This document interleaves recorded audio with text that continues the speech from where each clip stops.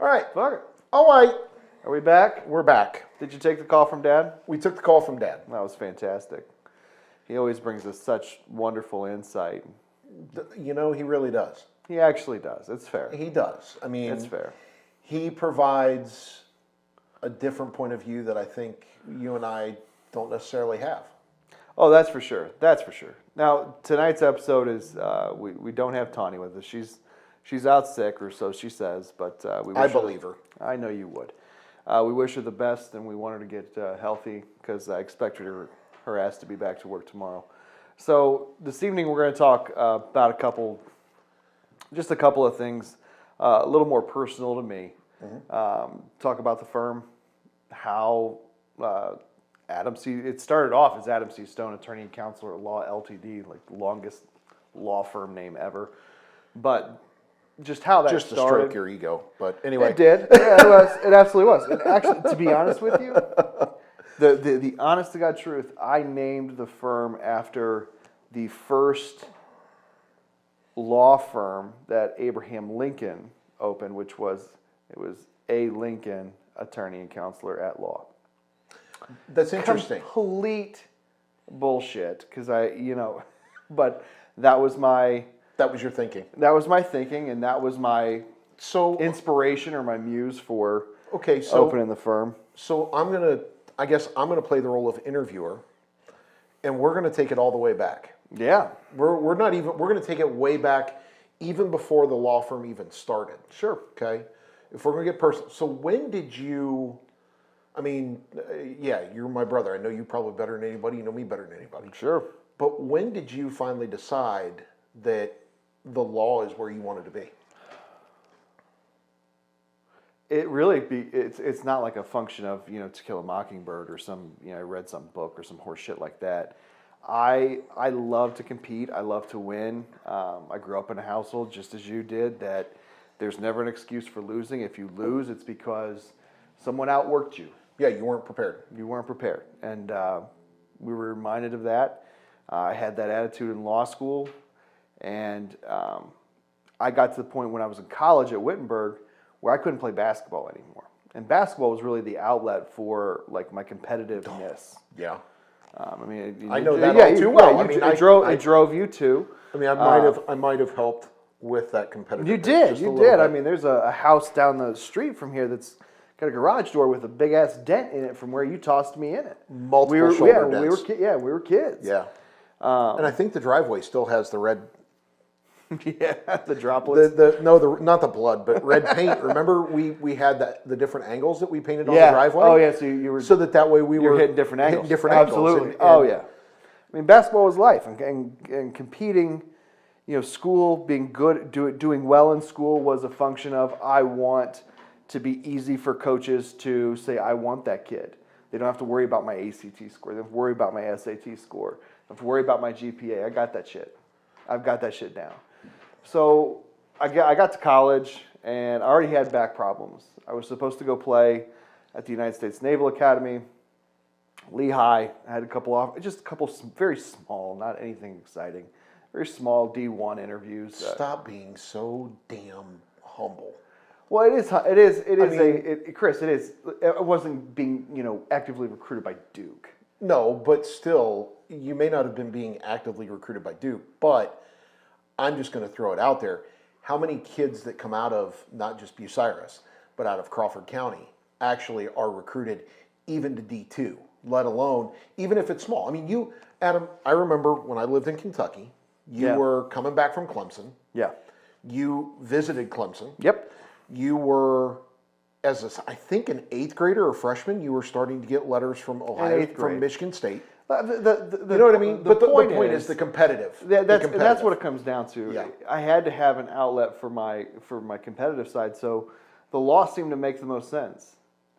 So when I was a college freshman and I'd hurt my back and they told me I couldn't play basketball anymore, if I wanted to play basketball anymore, I could pretty much guarantee myself a life of a hell of a lot of pain. Right. And I saw what the pain that my dad went through. I mean, he was a former NFL lineman. Getting out of bed is what he calls paying his student loans. Yeah. Shit hurts. It looks like it hurts. Yeah. Yeah, I chose the law based off of just my desire to compete. And then when I got to law school, I realized I'm not that smart.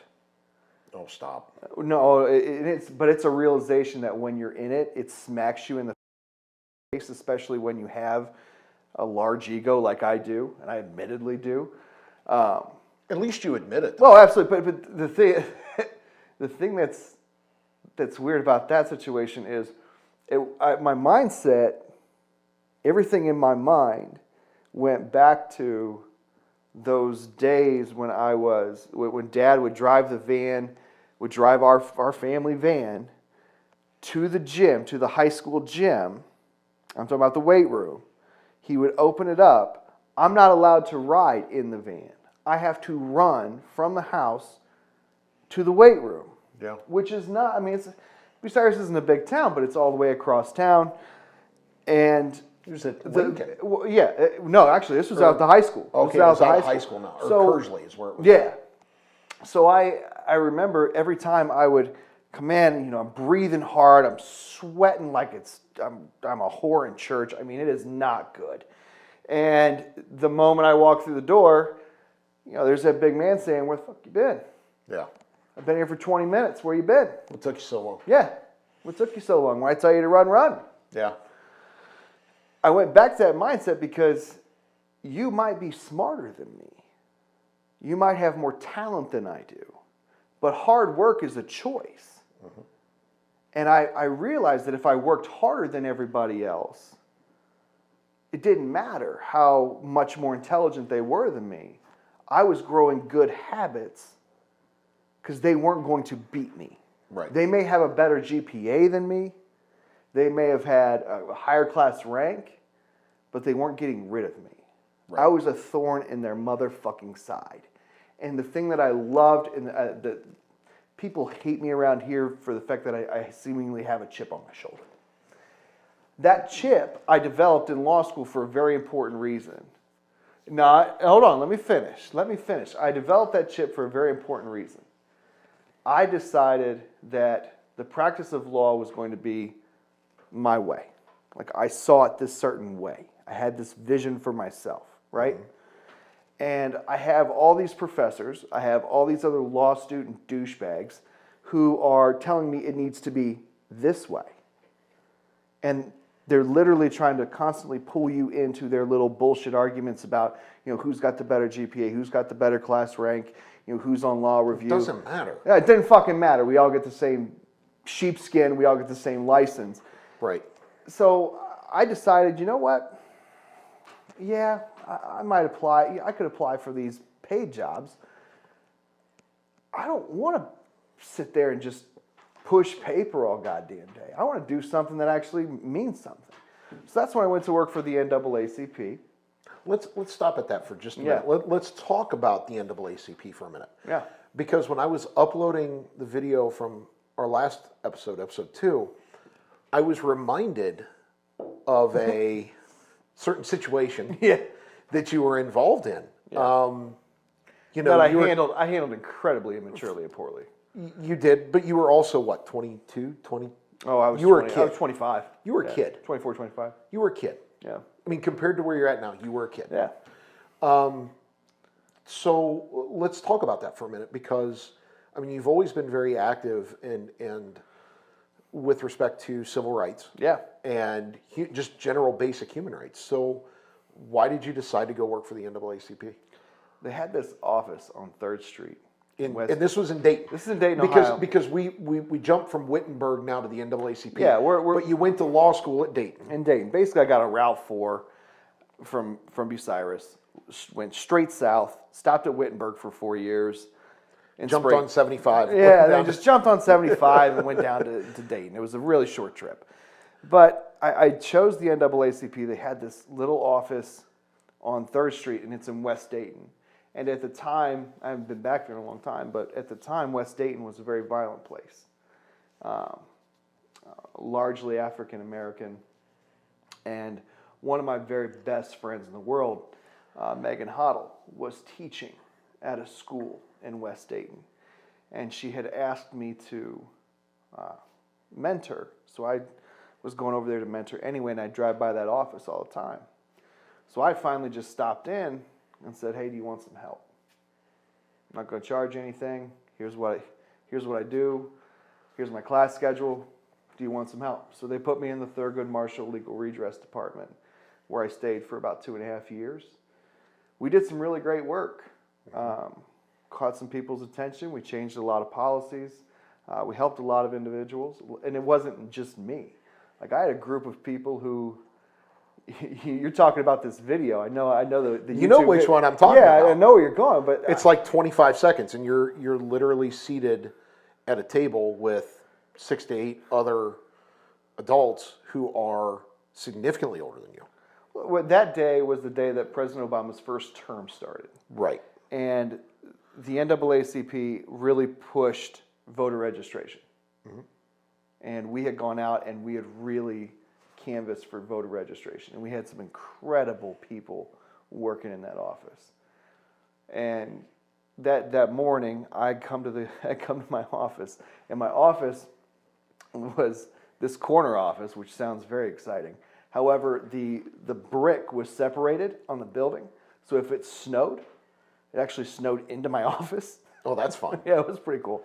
But we get this call, and it's this jackass. He was probably drunk, watching the inauguration, and he speaks to the gentleman at the front who is now dead, and he was just a wonderful man who passed away. But he asked to speak to someone white in the office, and I think he was expecting for there not to be any white people in that office. So I get the intercom call, Mr. Stone, line 3 is for you. I call up to the front, who is it? And they're asking for a white person. So I took the call. Obviously. Yeah, because I mean, you're the only one in the office. and at this point, I kind of have an idea Of where this is going. Where this is going, and Right. like you're picking a fight with a 25-year-old kid with a chip on his shoulder. Probably not the best idea. And you know what? I should have just hung the phone up. Right. Looking back on it, I should have just said, just hang the damn phone up. Well, hindsight's always 20/20. It is, but maturity, things of that nature. I should have just hung the phone up. I picked it up. Hi, my name's Adam. I work for the Legal Redress Department here at the Dayton NAACP. You white? Yes, sir, I am. And he proceeded to call me some names that I'll curse a lot and say a lot of shit, but I'm not repeating that. Guessing he called you everything but a white man. He did actually call me a white man, but Okay. All right. Well, fair enough. everything and a white. But he ultimately identified my vehicle, identified a church that was next door, and he was going to kill me, shoot me, and everybody else as we left for the day. So, at that point, you have to take every accusation seriously. So we locked the place down. Yep. We called Dayton Police. Dayton Police got a hold of the local office of the FBI. They escorted all but like 3 of us to our cars. And the 3 of us who didn't get escorted, just out of sheer anger, like on that day of all days, in that community, it was kind of our like, fuck you. If you're going to do it, Right. fucking do it. So, but to get to the video, the next day, of course, the press hear about it because there's a report made. The president, who was actually at the inauguration, comes This is back. the president of the local NAACP, NAACP. that Dayton NAACP, Derek Forward. He comes back, and he's pissed. Yeah. He is pissed. No, he's not the only one. Well, right, but he comes into the office. He's making sure I'm okay. He's making sure everybody's okay. He's doing exactly what you expect a man in his position to do with that organization. Absolutely. And the news cameras start showing up, and we put them all in the library. And of course, I sit down, and I'm thinking this is my opportunity to tell somebody to fuck off in a very kind way. So You did. I did. You did. I think it's important that you tell that story though, because as a litigator now, you have, and I want to tie this together, and then we'll go back. We'll jump back into the story. Yeah. To me, I've seen you in court. Yeah. Right. I mean, there have been some times that, I've had to be your personal. I've had to take care of you. Yeah, We'll absolutely. just call it what it is. Yeah, it is what it is. And that lack of fear, I see that lack of fear in you that, you're not scared of the person who's sitting at the table across from you. You respect the individual sitting on the bench. Yeah. But you respect them, but you're not scared of them. No. Right? And so to me, I think that it's important that people understand, you've had threats against your life. You're not scared of what anybody's going to throw at you when it comes to what you're doing and your beliefs that everybody deserves their day in court. Yeah. And I mean, it goes even to, when I first started practicing, I was working with the Marion NAACP, and there was a cross burning in Morrow County. And myself and a lawyer by the name of Sandy Spader, God rest his soul, one of the great, great civil rights lawyers. I mean, he was just this calming presence. I mean, wonderful man. He took lead on the case with his associate by the name of Raphael Davis Williams. Raphael's still very active since Sandy's passing, phenomenal lawyer. But I was there with the NAACP, and I was there to help the family and work with the family and help them understand the legal proceedings and all of that. Everything that was going on, they could reach out to me, and that freed up Sandy and Raphael to do what they needed to do. Mm-hmm. So I got angry. I know you're shocked. No. But I got angry in this situation because Marion County at that time was the home to the largest Ku Klux Klan clavern. Wait a minute, the Marion County or Morrow County? Marion. Okay, right next door. Because the case is out of Morrow County. That's right. But that's you right. were representing. Okay, I just wanted to make sure that's clear. The Knights of the Ku Klux Klan, their headquarters, their whatever Grand Cyclops, whatever the fuck they call him these days, he was there in Marion, and I thought that's just not a coincidence I'm willing to ignore. Mm-hmm. So I called him out.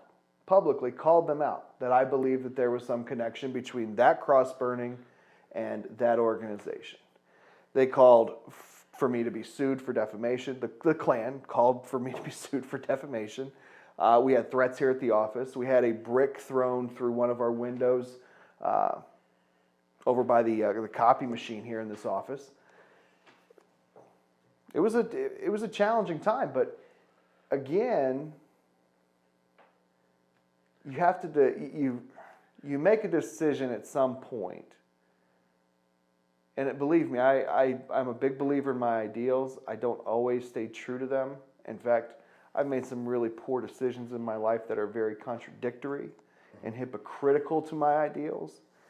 But Mr. Neff, who owns this building and whose father practiced here for 50 years and he's practiced here for 30 years, one of the first things he told me is there are worse consequences in life than death. And that is just something that has always stuck in the back of my mind. That's very powerful. It is. Considering, all things considered. It's very powerful. So let's bring it forward. So you came out of Dayton for law school. Yeah. Right? And you decided to go into practice for yourself. You hung your own shingle. I didn't decide to go into practice for my own self. Not at all. That was a Mr. Neff decision. My job interview was one of the fucking most embarrassing things with Mr. Neff. With Mr. Neff. Okay, with Rob. With Rob, yeah. I mean, it was one of the most embarrassing fucking experiences of my life. Yeah, we all have those every now and again. He invites me to a restaurant outside of town, outskirts of town that nobody's going to be there, okay? So I'm just thinking it's Rob and I having lunch. I show up, I got cut up jeans, and You I didn't have know a what you were Gandhi walking into. King Peace Conference T-shirt on. You know, like my hair hasn't been cut in weeks. I haven't shaved. It's right after finals in law school. I walk in. I order the fattest burger I can find. I want as many goddamn French fries. You know, Rob sits down. He's in a full suit. He orders like a side salad and a water with some lemon. And he starts talking to me about the concept of paying it forward to my community. Mm-hmm. And how he has space and how he wants me to consider the idea of paying it forward to my community. I mean, he brought up the fact that I grew up down the alley from where we're seated right now. Yeah. He gave me a hell of a talking to. And I felt like a jackass when I realized I'm in a job interview and I'm dressed like a homeless ghost. Yeah, I can Yeah, understand. I literally was. I was dressed like a homeless ghost. It's curious to me that he talked about that paying it forward in your community. Because anybody who knows our family Oh, yeah. and knows our family well knows that that's something that mom and dad, Chuck and Sandy, not only instilled in us, but their example. Yeah, I mean, they set the example for it. Yeah, so, there's an uncommon commitment that I think you and I have to, or at least we measure ourselves by. And that uncommon commitment is, mom's 20 years on the school board. Dad being, look, I mean, just go out to the everything stadium. Just go out to the damn stadium. I mean, he built the press box, pretty much with the exception of Alvy Watkins, Ken Thomas came out and helped. There were a couple of people, but for the most part, he just fucking did it. And he did it. He showed up every day after work. He was out there on the way. But see, you take that to the practice of law. Right. You take those examples, you take those things, not just the practice of law, but just your life in general. Well, and this is where I've really fucked up. Okay, by the way, if you're watching this, write this down because he doesn't do this very often. No, but, no, you're right, I don't, because I don't fuck a lot of things up. But this is where I really fucked up. I had a really good life. I had a really good situation. I had great examples in my life, great mentors. And I let a lot of things get to my head. I made some horrible decisions when it came to my marriage, which is now over.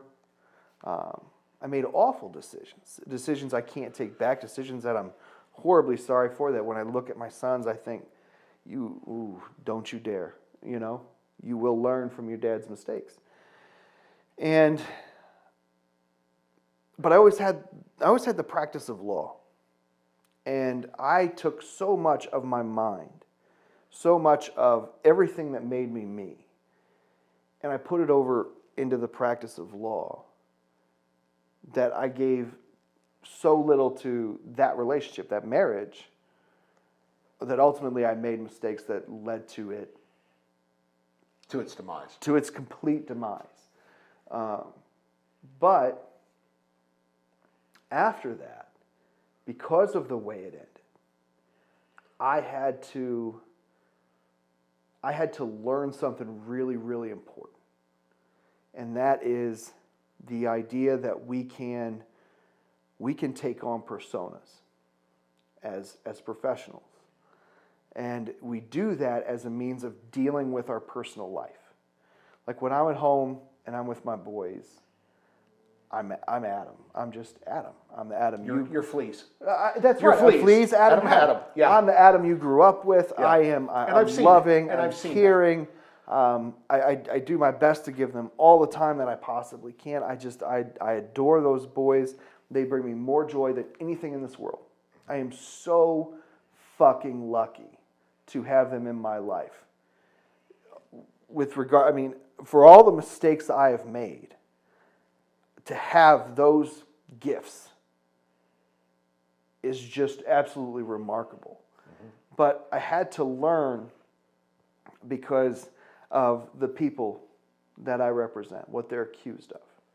I had to learn because of the mistakes I had made in my personal life, that there was this hatred and vitriol. Social media, you got all the trolls, you got people commenting on Facebook and stone this, stone that. He's as bad as the person he's representing. This motherfucker, you don't know me. And You don't fucking know me. That's right. You've never sat down and had a conversation with me, and it's really easy for you to sit behind the goddamn computer and judge me because you're afraid to look yourself in the fucking mirror and have a moment of honest reflection. Because if you actually did that, holy shit, what you would see. So I had to create this persona, this cocky, strong, angrier than you have ever fucking seen persona that went to court, that wasn't afraid to file the motion that would piss off a judge, wasn't afraid to make the argument that would piss off a prosecutor, wasn't afraid to have a conversation with the client, to say you're fucked. I had to create that in order to preserve what I needed to be a father. Right. Because let's face it, I don't know too many lawyers in this town or this county who will take on some of the cases that I've seen you take with respect to the gravity of, the severity of what they've done. And you're right. There has been, it's hard. I'm gonna say this. It is hard for me as your brother because growing up, the one thing I always did was what? Protect me. I protected you. You did. And I think I did a pretty damn good job of it most times. You really did. And it's hard for me to sit back and see the things that people are saying and not be like, all right, you know what? Now I go into big brother protection. It's hard for me not to do that, right? Oh. But I also realize in the line of work that I do that it's really easy for somebody to sit behind a keyboard, be a keyboard warrior, right? Oh. And all of a sudden, they become ethical because they're sitting behind the keyboard. But by God, you get face to face with me and you get real with me, no, like that. You know what I mean? Like. But see that's I'm sharing. But absolutely, and I had to create that angry, that lawyer persona, that warrior persona to give the boys the best part of you. But the process of doing it really made me mindful of myself, and the fact that I suffer from anxiety, I suffer from depression. Runs in the family. I know, and there's part of it. Just you. There's part of it's biological. I understand that, but I had to become aware of that, and I had to become aware of how do I personally deal with it in such a way that I've acknowledged it, that I work on it every day, that I'm not afraid of it. Just like I'm not afraid of that judge, I'm not afraid of that prosecutor, I'm not afraid of that client or opposing counsel, whatever it happens to be. How is it that I can respect this, understand it about me, right? And move on, right? That's a lot. For you to say that, to have that level of self-awareness. That's a lot of time with other professionals. Oh yeah, absolutely. I was really lucky to have a great psychiatrist, and you still do. I still do. He's the best. Yeah, I mean, Dr. Dubé is the absolute best. I've had wonderful counselors, and I'm not afraid to say it. I mean, for God's sakes, I've taken on cases where I've had to stare at dead bodies, dead children. Raped children. And people think, and what drove me to create that persona is that people thought that I think that's okay. No, you don't. Anybody, and I guess that's the part of it that irritates the living snot out of me, is that anyone that knows you and I, knows Chuck and Sandy, and I'm going to go so far as to say knows Jim and Evelyn. Sure. Right? Yeah. And to a certain extent, knew Charlie. Yeah, Grandpa Stone. Yeah. Grandpa Stone, knew, Mama and Papa Scott, Mom and Dad. They know that the decisions that these people are making, who you are defending, they raise us, those decisions are not just not okay, they're the worst decisions that they could make. But that persona that you've created, this is me talking. Yeah, sure. That persona you've created of really that kind of not giving a shit about what anybody else thinks persona, Yeah. right? Allows you to be able to stay true to your mission of, the law. And that to me, I've seen it where. I appreciate that. And I think that's lofty the way you're putting it. Well, but it's true. And that's I've seen fair, it. but- I've seen it. But I know you have, and again, I appreciate it. I've looked at it from the standpoint of people can do awful things to one another. And they do. We see it. We do. God, do we? Yeah, I mean, we see it from the government, how they treat people over time. Right now, we've seen it in how we treat one another, what we say about one another on Facebook or whatever it happens to be. But we're not the sum of our worst day. We as men and women are not, we cannot be judged by one act. Right. We can't. It does not weigh the entirety of our lives. I look at my clients and I know I have never hurt people the way some of them are alleged to have hurt people. But I've made mistakes. And we were raised in a fundamentalist church. Yeah, we were. And if you remember one of the lessons we were taught, and I do not consider myself a Christian, I'm an agnostic, but one of the lessons that I adhere to is a sin is a sin. Yeah. Yeah. So I'm no better. And in the eyes of the law, I'm no better. I just happen to have a law license. I happen to be able to look at that person and see a man or a woman. Or in some cases, a child. And honestly, that's been the greatest challenge. I bet it has been. But I'm in a situation where, now we've had some success, and we get calls from the Department of Youth Services. They call me up. This young man's being represented by this person. They don't know what they're doing. And this kid doesn't deserve this. Okay. Let's go. Where am I going? Right. They're kids. They're fucking kids. If my children make a bad decision, you damn well better be sure I want the best representation for him. Absolutely. Any one of them. Absolutely. But to get to that point where you can recognize in yourself, and I had to do this. I had to create that, I think you call it the fuck you persona. Yeah. The I don't give a shit. I had to embrace the darker parts of my personality. I had to be okay with being a villain. Mm-hmm. I had to be okay with some guy in a restaurant coming up to me as I'm paying the check and saying that he hopes someone rapes my sons the way that my client is alleged to have raped a young child. That guy's lucky Chuck wasn't there. I know, but you have to. I'm sorry. You have to find it. Shit. You have to find it. Ooh, shit. And you have to embrace it. Right. And you have to almost need it. Right. I all the time. I'm not on Facebook, but I love when a story comes out. I don't want to hear the good comments about me. You want to hear the bad ones. I want to hear you talk shit. Tell me how horrible I am. Because all you're doing is you're feeding a fucking monster. Yeah. You're feeding a fucking monster. Yeah.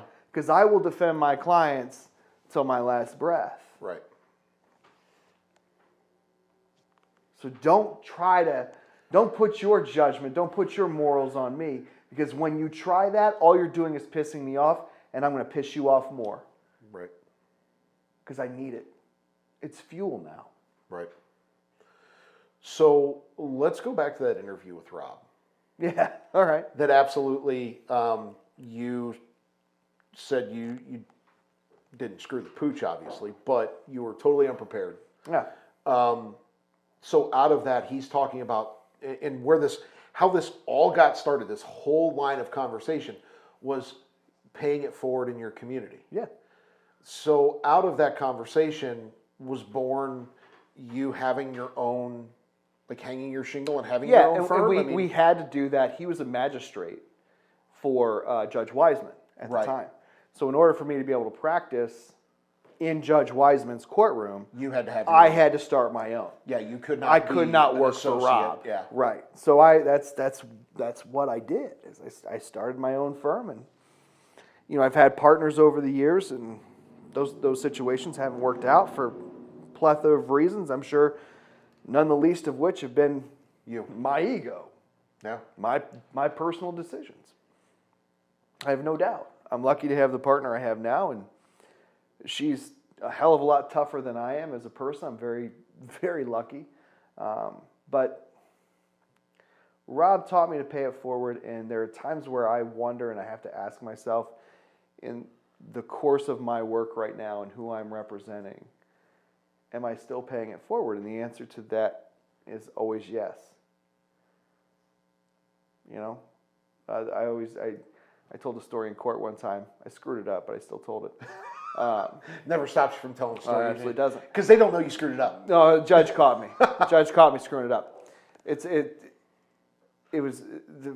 My client was this young man, and they wanted to put him away, and I made the argument, Judge, the first criminal defense lawyer that we know of was Jesus Christ when he drew his line in the sand. Let he who is sinless cast the first stone. Find me a better closing argument. Right? Right. Let he who is sinless cast the first stone. Look at yourself first. Brilliant. Absolutely brilliant. If you don't look at it for its biblical reason, but just from the standpoint of a justice. Right. And that's kind of been where we've worked from.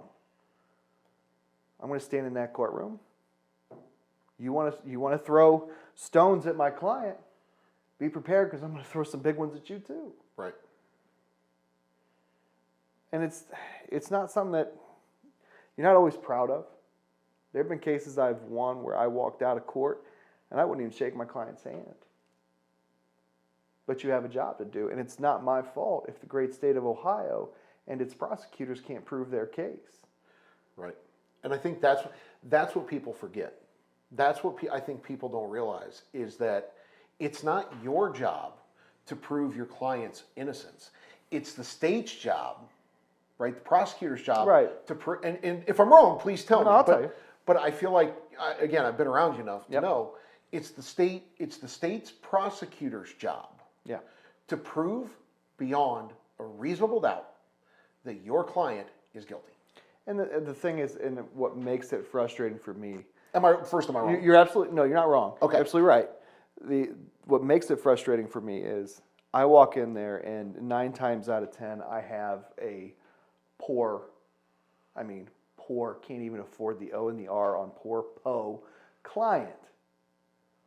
And the government has BCI and I. They have local law enforcement. They have sheriff's departments. They have all of these resources at their disposal that we as taxpayers fund constantly. And they come into court with all of those resources at their disposal. And it's just me and my guy. And hopefully we got some family support.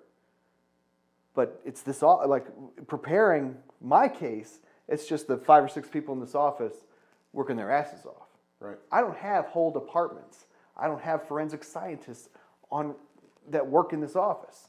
Right. Those cost you an arm and an ass. They do, and they should, because they're phenomenal. But the struggle I have is when someone says he got him off. Bullshit. Your tax dollars that fund those agencies, that fund all of that every day, that failed you. If my client was guilty and he walked, it's not because of me. I went in there and did my job. It's because the opposing side and all the resources that they have didn't dot the I's and cross the T's. Or flat out couldn't prove their case. And maybe, just maybe, I know God forbid, the client was innocent. It's not my fucking... That's something that drives me crazy constantly. I know I go off on tangents, but ask away. No, so you kind of alluded to it. So you started your firm, and it's seen several iterations. Oh yeah.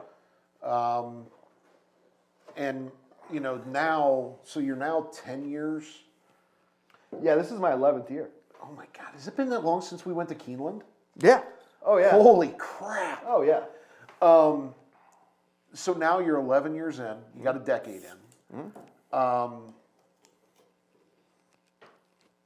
Like where do you see yourself taking this to? I mean, because now I'm just going to say you've moved from being a locally court-appointed attorney, locally appointed counsel, to now you're on the federal appointee list.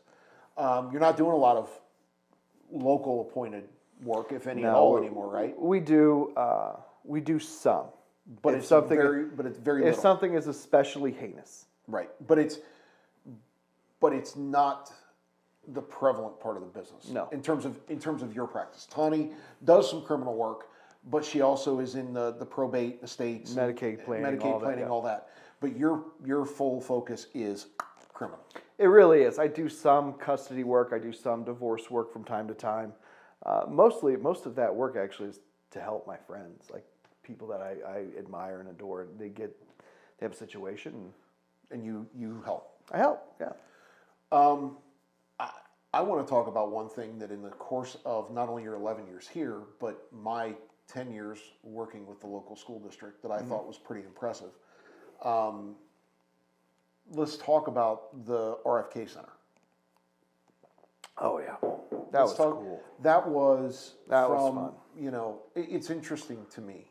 It was fun for me too because Sure. I mean, my family was, my kids especially had the unique opportunity to meet an individual, Jamie Nabosny, who, really did some incredible things with.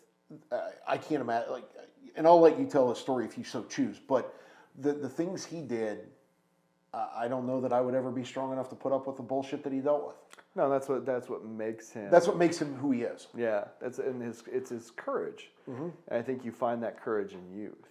And the RFK Center, first of all, it's the Robert F. Kennedy Center for Justice and Human Rights, and they have an incredibly wide range of initiatives, right down to bail reform. Kerry Kennedy, Bobby Jr., all of them do an amazing job. But we got to know them. We got to know that organization and them because when I first got back, paying it forward, I was mentoring a group of like 6 or 7 kids, and I had a little Latino kid in class, not in class, but in my group. And the teacher in this social studies, government, whatever the hell you want to call it, class, went on this bullshit rant about how Mexicans are responsible for all the drugs, and this is like at the height of the opioid crisis. So we got people dying in the fucking streets out here. My friend, some of my friends from high school are addicted. It's touching everyone. Yeah, everyone. It doesn't discriminate. No, it still doesn't. No. So she's literally marginalizing this kid, probably without even knowing it, because he's the only Latino kid in that class, one of the only Latino kids in the school, and she is talking about how Latino people, Mexican people, are the only people bringing drugs into this country, that they're coming in here illegally, that they are taking our jobs, just goes on this entirely inappropriate rant for a schoolroom. And he, of course, after the bell rings and they get in the hallway, they start making fun of him, and the kid swings on somebody. Appropriate? No. Absolutely not. Warranted? Yeah. Would I have done it? Fuck Yep. yeah, I would have. Yeah, you would have. Fuck yes, I would have. Yeah. So I come to find out that the kid, my little guy, Your mentee. my mentee, is getting disciplined. The other kid is not, because the other kid used words, and my client used, not my client, but my kid, he was kind of my client, used fists. So when I found this out, I went to the school, I had a candid conversation about how big a bullshit I found that to be. Right. And I came back to this office. I went upstairs and I started looking. And Southern Poverty Law Center has something called Teaching Tolerance. Brilliant, brilliant curriculum. Awesome curriculum. But it was really an issue-specific curriculum. Like it was, are you dealing with bullying? Are you dealing with gay rights? What are you dealing with? LGBTQ issues, whatever it happened to be.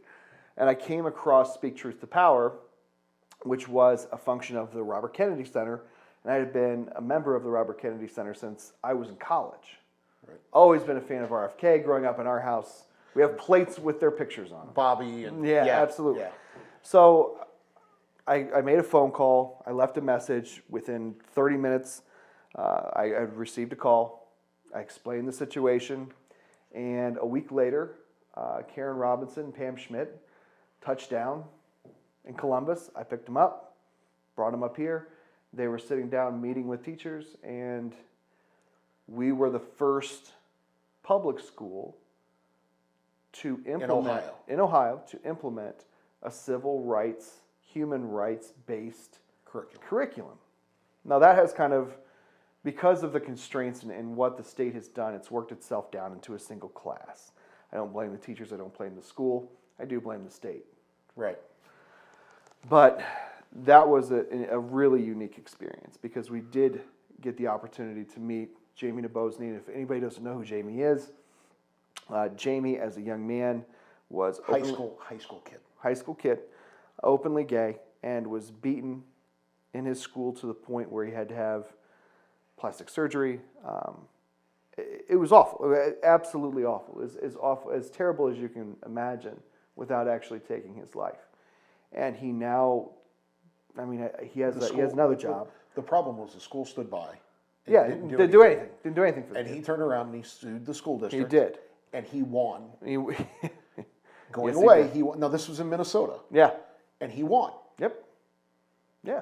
That set the precedence in the United States. Yeah, it did. We had Harry Wu from China. Yeah, Harry Wu was incredible. He was phenomenal. He talked about, prison. He talked about prison in China and serving because he said something in the middle of a college course that he was taking that questioned communism, and the next thing he knew, he was being arrested and found himself in a political prison in China.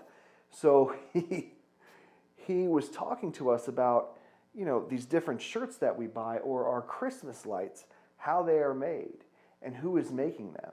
And he had pictures of these men stripped naked, standing in chemicals up to their hips. And I'm thinking, shit, I gotta go take down my Christmas light. You're thinking, everything. It was just one of those experiences that it opens your eyes to a world that is cruel and inhumane, and you have an organization who is saying, I'm going to do everything I can to turn that around. We worked with that organization for a long time. Yeah, you did. And we worked very hard with them. And I bring that up because to me that's an example of what Rob was talking about. Paying it forward. Because you never wanted recognition for that. Oh, I still don't. You still don't, but you were doing it because in your mind it was the right thing to do. And it still is. Yeah. And it still is. We had Stephen Bradbury come. He has Stephen, golly, from New Orleans after Katrina. All the work he had done. These phenomenal people came to this little town and spoke to our kids. Chris, even I'll switch roles here. That time that you got to spend with Jamie, that there was a new Chris just by being and interacting with someone that brave. Well, yeah, and unapologetic for who he is. He is very unapologetic for who he is. And the thing is that it wasn't just that interaction of working with him when he was in the schools. Mm-hmm. It was actually that personal time of having you, having everybody at the house, Yeah. Oh yeah. breaking bread, just doing what we do. Yeah. As Stones, breaking bread and enjoying The each whole other's company. the whole family. The whole family was there. Yeah. And it was incredible. And you're right, there was a new me that was born out of that situation. Yeah. But that's what we were Or out of that environment. Yes, I and think is that's better. what we were trying to accomplish for those young people, and hopefully, Jamie had shared with me a lot of stories that young people had sent him about struggles they had right here, that would make you want to throw up to think that our young people feel this way and have these types of ideations, and but he was a remarkable man. Harry, I'll never forget, I represented a client, and he brought his daughter to hear Harry speak at the elementary school. Mm-hmm. And he came into the office we had a consult, and he was talking to me about how powerful it was, and just how it really changed everything, even for his 8-year-old daughter. And they'd gone to church that Sunday. Like, I think the speech was on a Thursday. Yeah. On Sunday, they have these little cards where you can write a prayer request. And she wrote her prayer request was for Harry Wu and for all he's trying to do for the people of China. Like that, those little things, as small and minute as they may seem, I think are, it goes back to even RFK's statement about a ripple of hope. Mm-hmm. But I still get calls about the RFK Center. And anybody who wants to work with those folks, give me a call. I will try to get you in touch with the people I still stay in contact with. And you're still connected with them? Yeah, I still stay in contact with them. They have a lot of initiatives going on. They work really hard. And my practice has gone in a different direction. Right. But every time I get an opportunity to work with them, I'm going to take it. Because they're great people doing great things. So yeah, we're getting personal in this thing. Yeah. You want to talk about your boys? Or not? Other than the fact that they're awesome. Well, I mean, they are awesome. They are awesome. And it's interesting. I'm going to share this again as an observer. I always kind of wondered what kind of dad you'd be. Yeah, me too. We both did. I think mom and dad probably did too. You're not wrong. But I've in watching you since you've become a dad, I can't even call you a father. Yeah. Because I mean, we never had a father. We had a dad. Yeah, dad. We had dad. Mm-hmm. And Pop, dad. Pop, dad. We called him probably some other choice words over the course of at least my 41 years. Yes. But Dad always said any man can be a father, but it takes someone special to be a dad. Yeah. And I've seen that with you. I appreciate that. I don't know if I've earned that yet, but I appreciate that. But seeing the way you are in court, seeing the way you are in practice, and the way that it's like a switch. He has to. Yeah. You turn it off as soon as you walk out of here, and you go get the boys. Yeah. Or you're with the boys.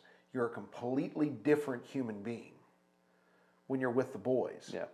Than you are, like you said, you're fleas. Yeah. I started to see it a little bit with my kids.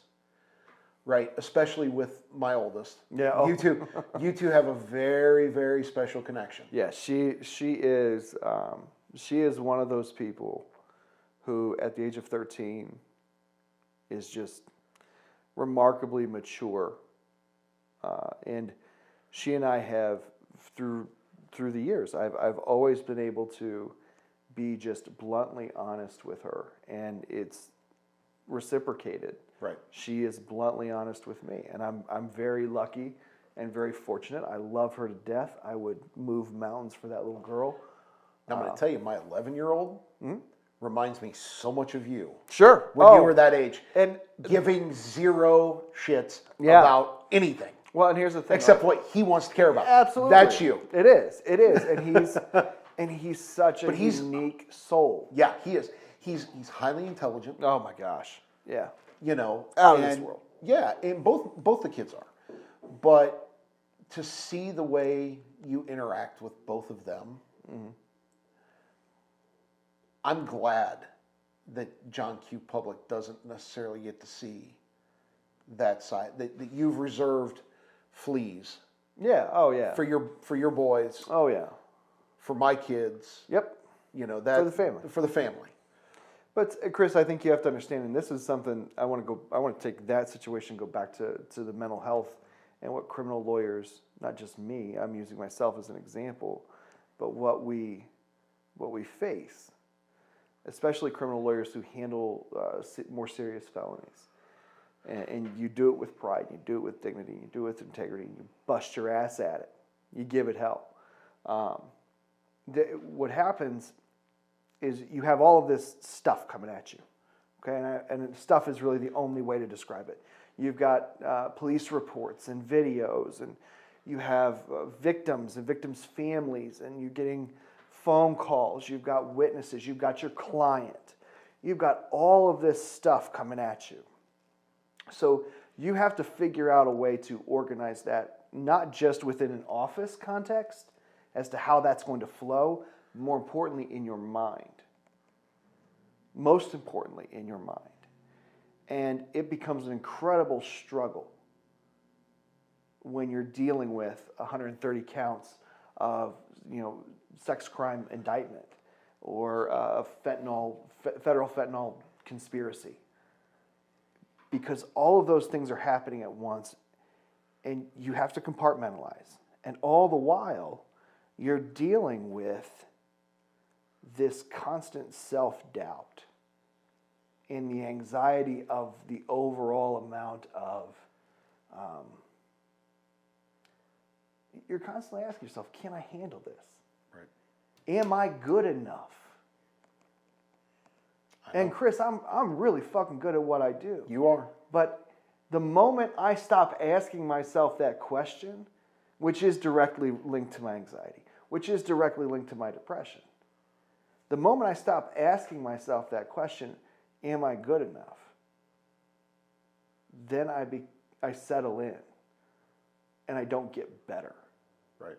The thing that I want young lawyers, especially in the criminal defense arena, to do is, if you suffer from anxiety, you suffer from depression, own it. Own it. Live that shit. I'm not saying be proud of it, but don't shy away from it, because it can be one of the greatest driving forces to you being better for your clients and then for your family. Because if you take that depression and that anxiety and you turn it into ambition, you turn it into, yes, I am good enough. Or, you know what? No, I'm not good enough over here in this area. Maybe it's direct examination, whatever it happens to be. Mm-hmm. If you take that and you focus that energy and you put it there, you're just going to make yourself a better lawyer each and every case you have. I think that extends beyond just criminal defense lawyers. It's everybody. It is. And even still in 2020, mental health is something that a lot of people are scared to talk about. Oh yeah, because it's a sign of weakness. Well, that pisses me off. Because that's bullshit. It is. I don't disagree with you. In fact, I strongly agree with you. But there are people who think, if I admit that I have anxiety issues, if I admit that I have depression issues, which by the way I do. Right. If I question whether or not I'm good enough all the time, which I have for a lot of years, right? Yeah. That as a man, you're decreasing your value. This is the mindset of the general public, right? That you're decreasing your value to society. If you're saying, am I good enough? Am I, if you're not embracing. And Chris, that's that cancel culture bullshit. I know that people buy into, this idea that we are the sum of our worst act. This is a celebrity example, okay? But I'm going to give it to you because I think it speaks to the situation. So, back in 2009, Kevin Hart sent some tweets out that were very inappropriate towards the LGBTQ community. All right, he is about to be like the second African American man to ever host the Grammys. Or not the Grammys, the Oscars. Someone comes out, they find those tweets from fucking 10 years ago, and they refuse to acknowledge the change that this man has undergone. And they just say, and they label him, you are this. They ignore the fact that yes, he's made mistakes, but he has a family. Yes, he's made mistakes with that family, but he has children who love him. Yes, he's made mistakes with that family, but he feeds that family. Right. They refuse to acknowledge the good in people. And this is what pisses me off about society. It's what pisses me off about the keyboard I call them the cowards behind the keyboard because they got no balls as far as I'm concerned. Well, that's because if you're going to say it, fucking say it to my face. Right. Let's talk about it. Yeah. Be a goddamn man. Right. So to me, that whole culture, keep it up. Right. It feeds you. It feeds me. You're driving me because my anger towards you is going to make me a better lawyer for that guy over there who you fucking hate. But you know nothing about, and you don't know shit about me. Right. So come on.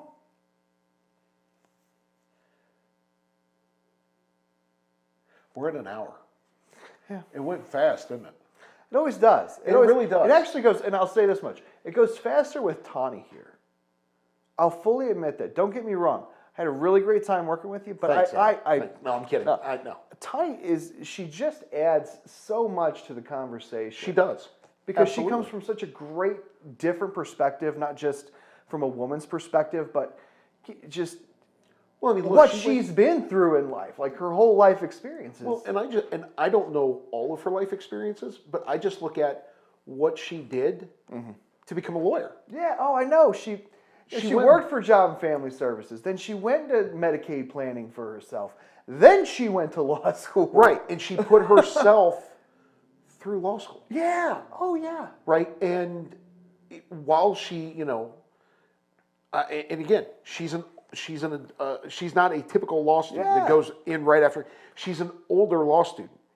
And see, I'll tell you what. If there's anybody thinking about going to law school that's listening to this, take the route Tawny took. Because I owe so much of my lack of maturity to the fact that I went from high school to college, from college to law school, from law school to the real fucking world, and then got smacked in the face with the real fucking world. Yeah, it does it every day. But it's different when you come out. Yeah. And Tawny she did it the right way. She went out there. She realized what the responsibilities of the real world were like. When you're in law school, you don't get it. You don't get it. Even in college, you don't. Oh shit, you don't get it. You don't get it in college. You don't get it in grad school. Right. Or at law school. I didn't get it in grad school. I mean, I did to a certain extent because I worked at Kentucky. Right. In the athletic department. But I think the other thing too is every person has to recognize that they have to be self-aware enough to recognize that there's a path that they need to walk that's best for them. The way Tawny did it That's true, Chris. I can't argue with that. May not have been the best path for you. And that's true. That's right? Very true. Your path wasn't the best one for Tawny. My path has not been the best one for you. True. I couldn't agree with you more. Right? So I think if people are watching this and they're thinking, oh, I want to go to law school, I think it's important to take from both of your experiences and learn something from that. For sure. Well, I think there absolutely needs to be an episode of this where you're interviewing Tawny the same way you've interviewed me. I think think she'd be down for that? Oh, absolutely. Okay. Yeah, she'd talk about it. Okay. She'd curse a lot less, but yeah. We have that effect on people. It's not just I remember in my 8 years on the board, we had a superintendent and good man. Oh, good man. I just a good guy, and he used to keep track like a little tally sheet. Oh, I know. You were there. I He know. used to keep track on a tally sheet how many times I said fuck. And guess what?